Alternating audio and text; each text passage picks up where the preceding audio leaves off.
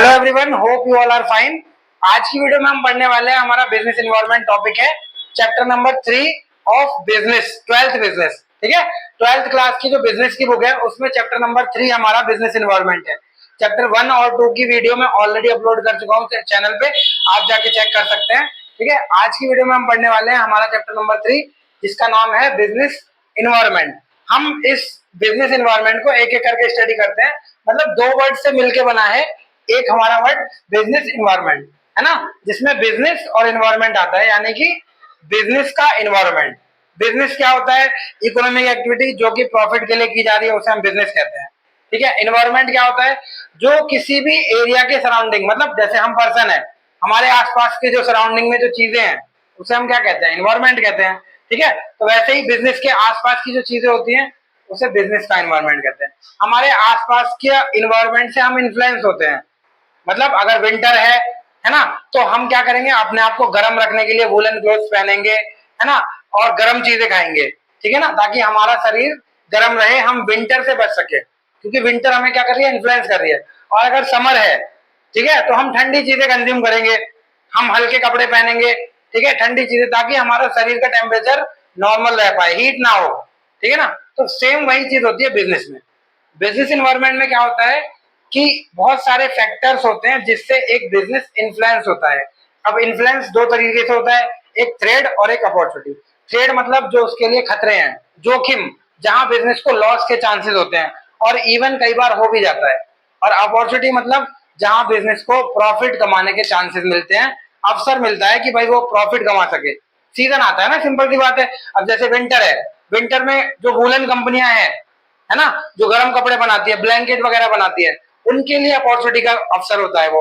लेकिन वहीं विंटर की बात करें तो विंटर जो कोल्ड ड्रिंक बनाने वाली कंपनी है, आइसक्रीम बनाने वाली कंपनी है, उनके लिए वो थ्रेड का काम करता है। ठीक है ना। अब समर में क्या है? समर में फिर इनवर्स हो जाता है।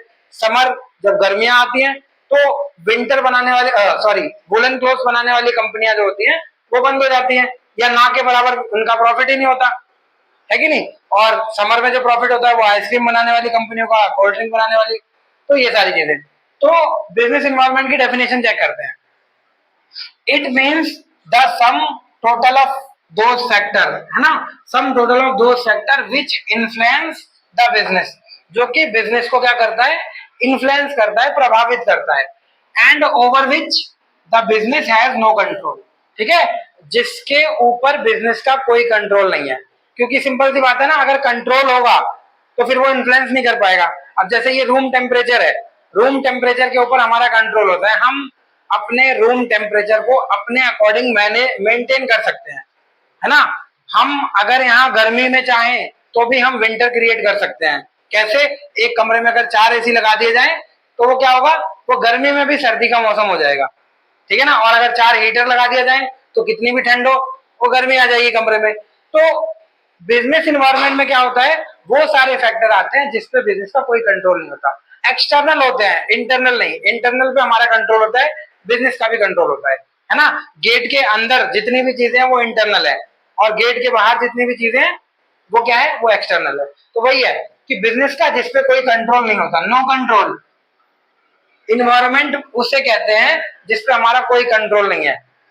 ठीक है, जिसकी वजह से हम इन्फ्लुएंस हो रहे हैं। जिसपे हमारा कंट्रोल है उसे तो हम अपने अकॉर्डिंग चेंज कर सकते हैं ना, वो फिर हमें इन्फ्लुएंस ही नहीं कर पाएगा। तो इसीलिए बिजनेस में वो सारे फैक्टर आते हैं जिसपे बिजनेस का कोई कंट्रोल नहीं है। ठीक है, एक बात का याद रखना है आपको, वो सारे फैक्टर जिसपे बिजनेस का कोई कंट्रोल नहीं है। बिजनेस का कंट्रोल है बहुत सारी चीजों पे, पर वो इन्वायरमेंट में आती नहीं है फिर। ठीक है, सिंपल सी बात, it means the sum total of those factor which influence the business and over which the business has no control. ये जरूरी है, बिजनेस का कोई कंट्रोल नहीं है, क्योंकि अगर होगा तो फिर, है ना, सिंपल सी बात है, फिर वो इन्फ्लुएंस नहीं कर पाएगी। फीचर्स और इंपॉर्टेंस। अब आते हैं फीचर्स पे। फीचर्स यानी कि विशेषताएं, ठीक है, कैरेक्टरिस्टिक भी कह सकते हैं हम इसको। और इंपॉर्टेंस यानी कि महत्व, क्या इसके महत्व है। तो एक एक करके समझते हैं। 6 पॉइंट यहाँ पर है, 6 पॉइंट यहाँ पर है। फीचर्स का पहला पॉइंट है टोटलिटी ऑफ एक्सटर्नल। मैंने आपको बताया ना, इंटरनल नहीं होता, यहाँ पर एक्सटर्नल होता है। इंटरनल फोर्सेस नहीं होते। इंटरनल फोर्सेस में क्या है? हम अपने अकॉर्डिंग चेंज कर सकते हैं। हमारे घर में हमें किस तरीके से रहना है, घर को साफ सुथरा बना के रखना है या गंदगी फैला के रखनी है, ये हमारा डिसीजन है। लेकिन घर के बाहर की चीजों पे हमारा कोई डिसीजन नहीं है। बाहर अगर गंदगी है तो है, सफाई है तो है, वो हम नहीं कर सकते, वो हमारा काम नहीं है उसे। ठीक है, तो हम क्या कर सकते हैं, एक्सटर्नल फोर्सेस होती हैं, वही है बिजनेस में भी क्या है कि वो सारी चीजें जो एक्सटर्नल है, इंटरनल नहीं। ठीक है ना। सेकंड पॉइंट क्या है, स्पेशल एंड जनरल। स्पेशल यानी कि जो हर किसी को इन्फ्लुएंस नहीं करता, जो एक स्पेशल कैटेगरी को इन्फ्लुएंस करता है।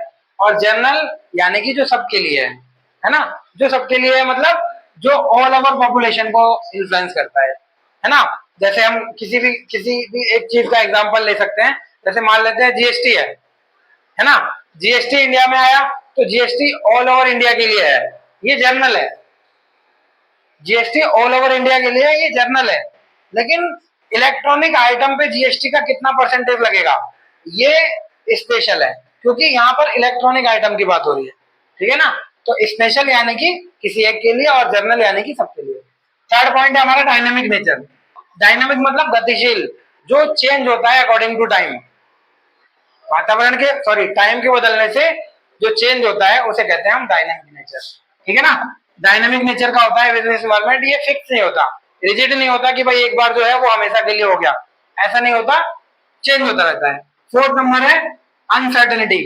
अनसर्टेनिटी मतलब आगे क्या होने वाला है, इसकी कोई सर्टेनिटी नहीं है, कोई फिक्स नहीं है कि भाई ये होगा ही होगा, है ना। अब जैसे अभी भी देखो इस बार क्या हुआ कि समर के सीजन में बीच में 2-3 बार बारिश आ गई, है ना। मतलब मौसम चेंज हो गया, ठंडा हो गया।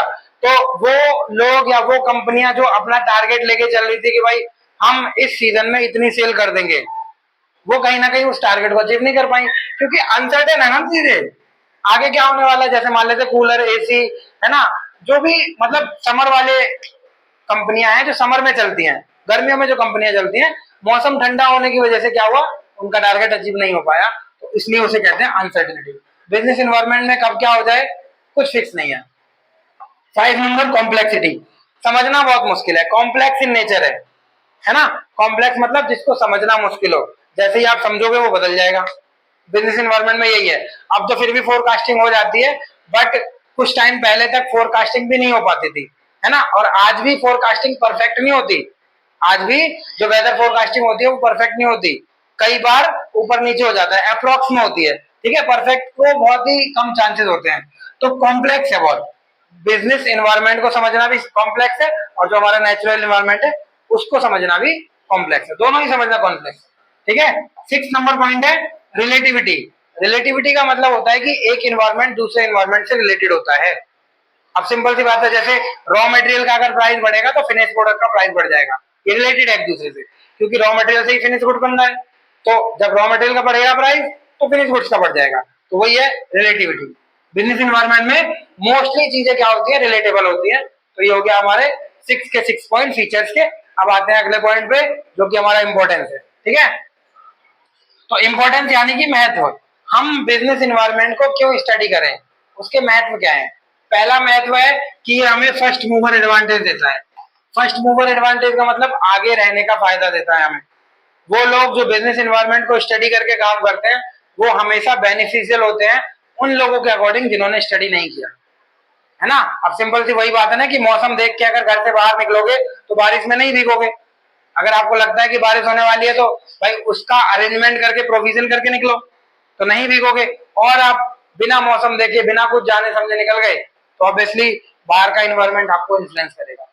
तो बिजनेस स्टार्ट करने से पहले या बिजनेस जो चला रहे हो उसमें भी, है ना, हमें ग्रो करना है तो हमें इन्वायरमेंट को स्टडी करना पड़ेगा, तभी हमें फर्स्ट मूवर एडवांटेज मिलेगा, तभी हम आगे रहने का फायदा उठा सकते हैं। सेकंड है वार्निंग सिग्नल। वार्निंग सिग्नल मतलब कि अलर्ट देना। बिजनेस इन्वायरमेंट अलर्ट देता है हर उस इंसान को, हर उस मैनेजर को जो बिजनेस इन्वायरमेंट को स्टडी करके क्या करता है, काम करता है ना। हम अगर बिजनेस इन्वायरमेंट स्टडी नहीं करेंगे तो बहुत सारे कॉम्प्लेक्सिटी आती है हमारे बिजनेस में, बिजनेस को हैंडल करना मुश्किल हो जाता है।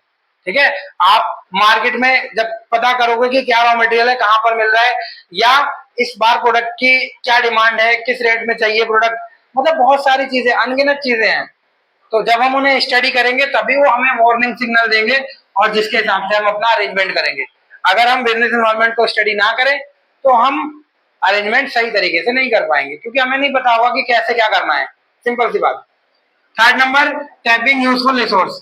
टैपिंग यूजफुल रिसोर्स मतलब कि आप, जैसे एक एग्जांपल ले लेते हैं, मान लेते हैं कि आप जाते थे एक दुकान से सामान लेके आ जाते थे, ठीक है, बट आपको एक महीने बाद ये पता लगा कि उस दुकान के पास में ही एक और दुकान भी है जहां सामान उससे सस्ता मिलता है, सेम सामान। तो कहीं ना कहीं आपको अब अफसोस होगा कि पहले क्यों नहीं पता करा आपने, है ना।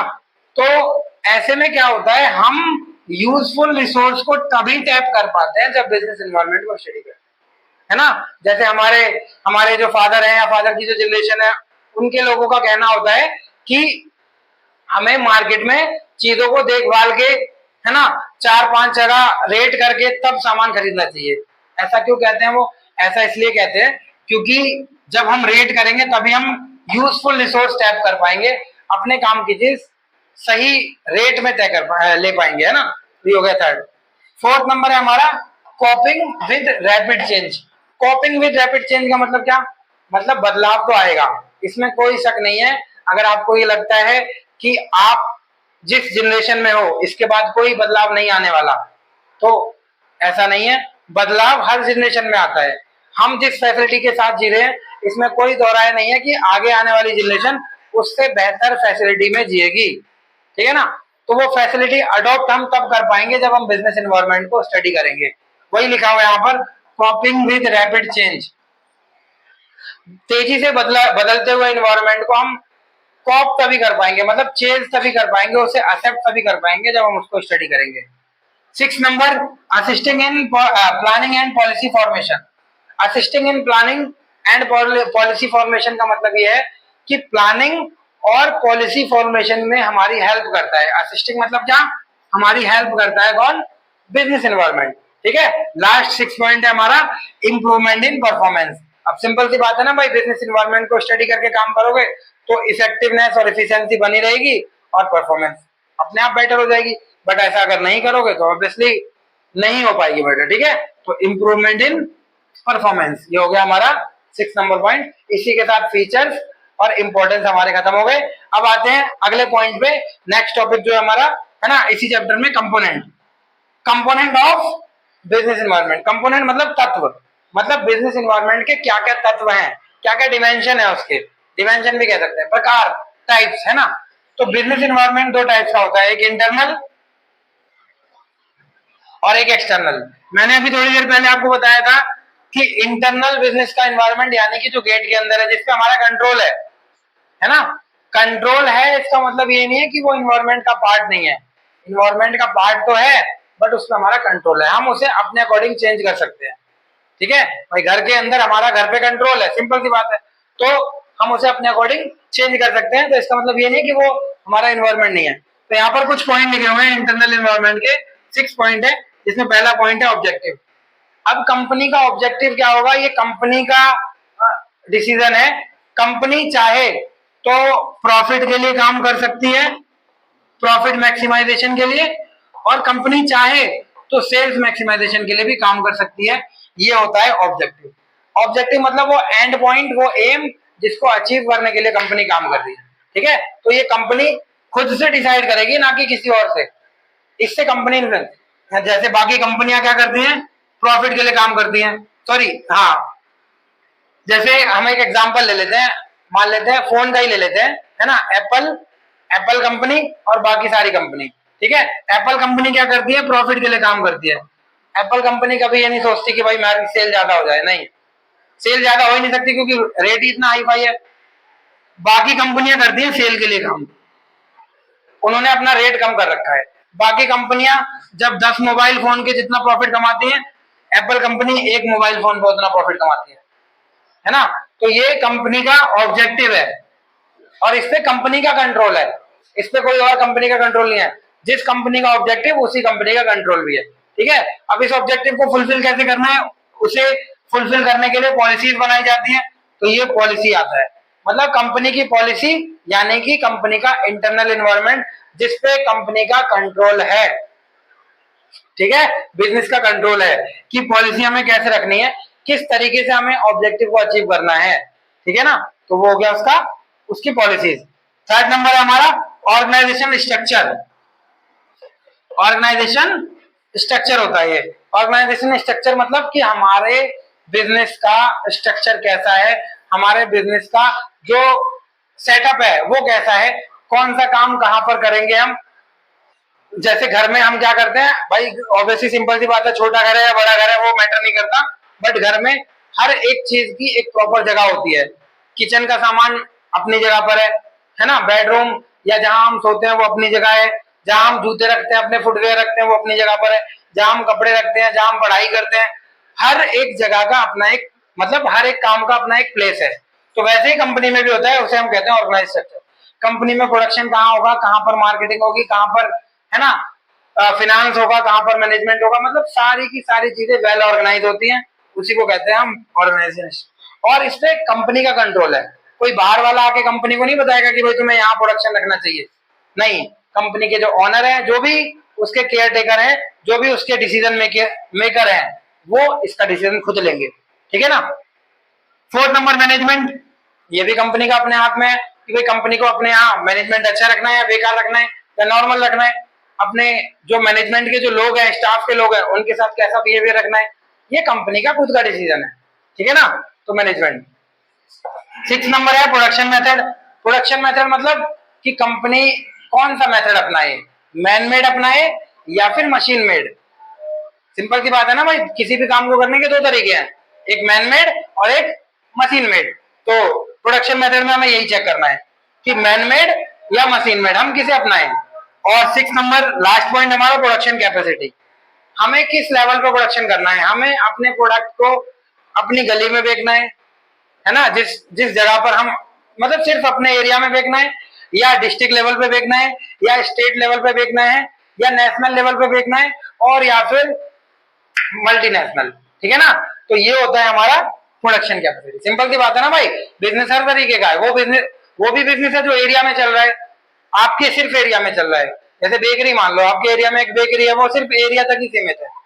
और एमएनसी ले लो एक कंपनी जो कि वर्ल्ड वाइड, इंडिया में तो छोड़ो, इंडिया के बाहर भी सामान बेच रही है। तो प्रोडक्शन कैपेसिटी वो कंपनी डिसाइड करेगी, ना कि बाहर वाला, ठीक है। तो ये सारे वो पॉइंट है जो कंपनी के कंट्रोल में होते हैं, ऑब्जेक्टिव से लेकर प्रोडक्शन तक, ठीक है, प्रोडक्शन कैपेसिटी तक। ये सारे हो गए, इसीलिए इसको इंटरनल कहते हैं, इंटरनल, ठीक है, बिजनेस के अंदर का। अब एक्सटर्नल पे आते हैं।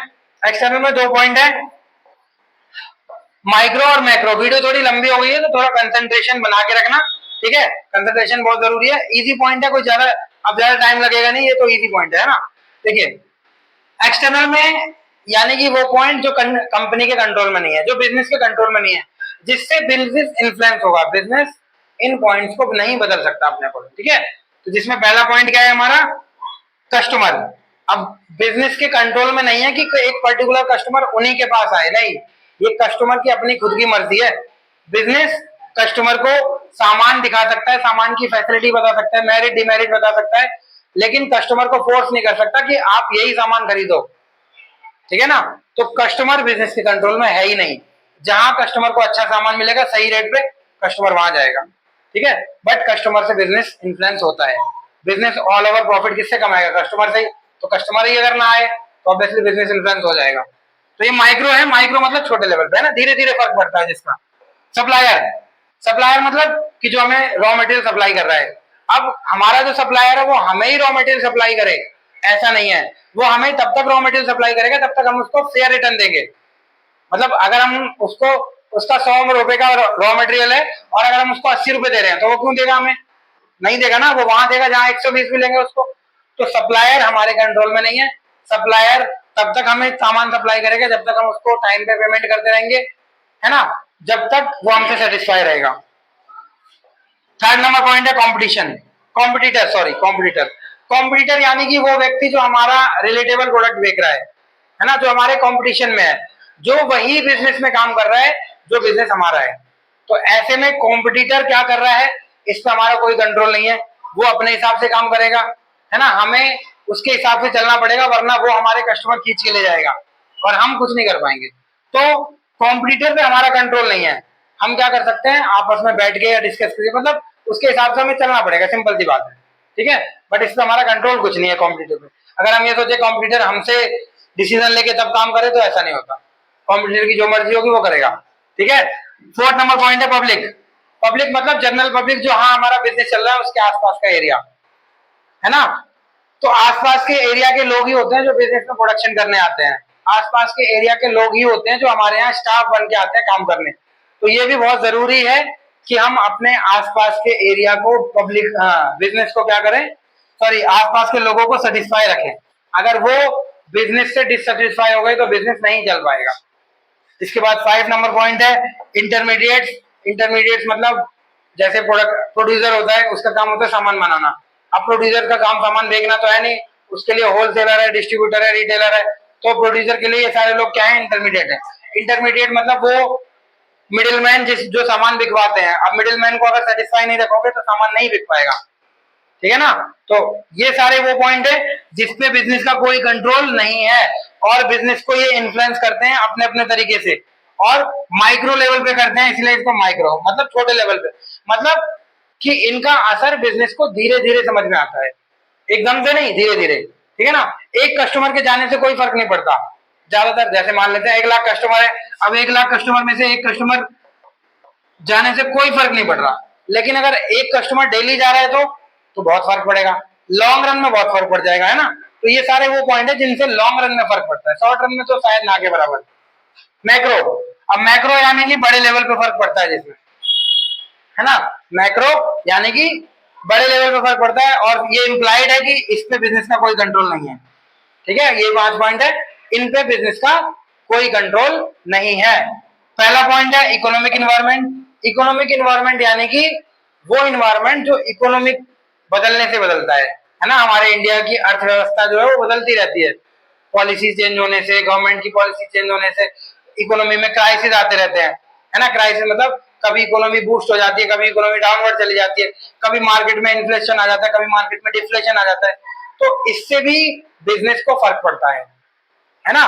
कभी कभी एक बिजनेस का शेयर प्राइस बढ़ जाता है, कभी एक बिजनेस का शेयर, मतलब बहुत सारी चीजें हैं। तो इकोनॉमिक इन्वायरमेंट से बिजनेस पे क्या होता है, इन्फ्लुएंस पड़ता है। Second, social environment. Social environment मतलब जो समाज के, सोसाइटी के बदलने से बदलता है। सोशल मतलब हमारे आसपास की सोसाइटी, है ना। इससे भी हमारा क्या होता है, इन्वायरमेंट इन्फ्लुएंस होता है, प्रभावित होता है, हमारे आसपास की सोसाइटी। थर्ड नंबर है टेक्नोलॉजी। अब इसके बारे में क्या बताना, ऑब्वियसली ये तो सबको पता है, हर महीने टेक्नोलॉजी अपडेट हो रही है। महीने क्या, महीने तो बहुत ज्यादा है, हर दिन टेक्नोलॉजी अपडेट हो रही है हर सेक्टर में। आज के टाइम में इंडिया में शायद ही कोई ऐसा सेक्टर होगा जिस सेक्टर में टेक्नोलॉजी यूज नहीं हो रही। आप घर में देखो कितनी सारी टेक्नोलॉजी से घिरे हुए हो, है ना। जितने भी आप गैजेट्स यूज कर रहे हो, जितने भी मशीन यूज कर रहे हो, सब टेक्नोलॉजी की ही तो देन है ना। और मशीन जिस वर्जन में आई थी, कितने अपडेशन हो चुके हैं। जब टीवी आई थी तो ब्लैक एंड व्हाइट थी, और आज के टाइम में वो स्मार्ट हो गई है। तो किसकी वजह से, टेक्नोलॉजी। ठीक है ना। तो टेक्नोलॉजिकल इन्वायरमेंट मतलब जो टेक्नोलॉजी के बदलने से बदल जाता है। ठीक है। फोर्थ नंबर है पॉलिटिकल इन्वायरमेंट। पॉलिटिकल मतलब कि अगर पॉलिटिकल पार्टी हमारे फेवर में है, हमारे बिजनेस के फेवर में है, तो हमारा बिजनेस का इन्वायरमेंट अच्छा चलेगा, और अगर फेवर में नहीं है ना, तो ऑब्वियसली बेकार चलेगा। तो पॉलिटिकल इन्वायरमेंट जो डेमोक्रेसी में पार्टी है, लोकतंत्र में जो सरकार है, अगर वो हमारे बिजनेस को सपोर्ट करती है ना, एक्सेस बर्डन नहीं देती, फालतू के रिस्ट्रिक्शन नहीं लगाती, तो हमारा बिजनेस चलेगा, ग्रो करेगा। मतलब हमारा बिजनेस का इन्वायरमेंट फैमिलियर है, और वरना अडवर्स है, सिंपल सी बात। 5 नंबर है लीगल। लीगल इन्वायरमेंट मतलब जो कानूनी इन्वायरमेंट होता है, जो कानूनी तरीके से इन्वायरमेंट को, जैसे देखते हैं ना पार्लियामेंट में लॉ वगैरह, बिल वगैरह पास होते हैं, अमेंडमेंट आते हैं, अलग अलग सोसाइटी, अलग अलग एक्ट बनते हैं, जिससे बिजनेस इन्फ्लुएंस होता है ना। जैसे जीएसटी आया, जीएसटी क्या है, लीगल इन्वायरमेंट ही तो है। पार्लियामेंट में लॉ पास हुआ, है ना, और भी बिल आते रहते हैं, अलग अलग बिल आते रहते हैं। तो डिमोनेटाइजेशन हुआ, डिमोनेटाइजेशन की वजह से सारे बिजनेस बंद हो गए, तो वो क्या है, वो लीगल इन्वायरमेंट ही तो है। ठीक है। तो लीगल इन्वायरमेंट मतलब जो कानूनी तौर पे वातावरण बदलता है, और उससे भी एक बिजनेस इन्फ्लुएंस होता है। ठीक है। तो होप ये आपको सारी चीजें समझ आ गई होंगी, है ना। इन्वायरमेंट बड़ा हमने फटाफट से गो थ्रू कर लेते हैं। बिजनेस इन्वायरमेंट यानी कि वो फैक्टर जो बिजनेस को इन्फ्लुएंस करते हैं, जिस पर बिजनेस का कोई कंट्रोल नहीं होता। ठीक है। इसके फीचर्स हैं, एक एक करके, है ना, चेक कर लीजिए सारे, और इम्पोर्टेंस। ठीक है। उसके बाद इसके कुछ कंपोनेंट मतलब कौन कौन से तत्व हैं, कौन कौन से पार्ट होते हैं बिजनेस इन्वायरमेंट के, इंटरनल यानी कि जिसपे बिजनेस का कंट्रोल होता है, एक्सटर्नल यानी कि जिसपे बिजनेस का कंट्रोल नहीं होता। एक्सटर्नल में माइक्रो है, माइक्रो तो छोटे लेवल पे अफेक्ट करता है धीरे धीरे, और मैक्रो तो बड़े लेवल पे इन्फ्लुएंस करता है और अचानक से। ठीक है ना, तो ये वाला टॉपिक हो गया हमारा चैप्टर 3 का बिजनेस, जो 12th क्लास की बिजनेस है उसका चैप्टर 3 का बिजनेस एनवायरनमेंट। ठीक है, तो अभी इसमें कुछ चैप्टर में कुछ चीजें बाकी रह गई हैं, जैसे डिमोनेटाइजेशन और एलपीजी पॉलिसी, उसके लिए मैं सेपरेट वीडियो बना दूंगा। ठीक है, वीडियो अगर आपको अच्छी लगी हो, सारा कुछ समझ आ गया हो, तो वीडियो को लाइक कर दीजिएगा, चैनल को सब्सक्राइब जरूर कर दीजिए ताकि आगे आने वाली वीडियोस का नोटिफिकेशन आपको मिलता रहे। ठीक है, और मिलते हैं आपसे अपनी नेक्स्ट वीडियो में।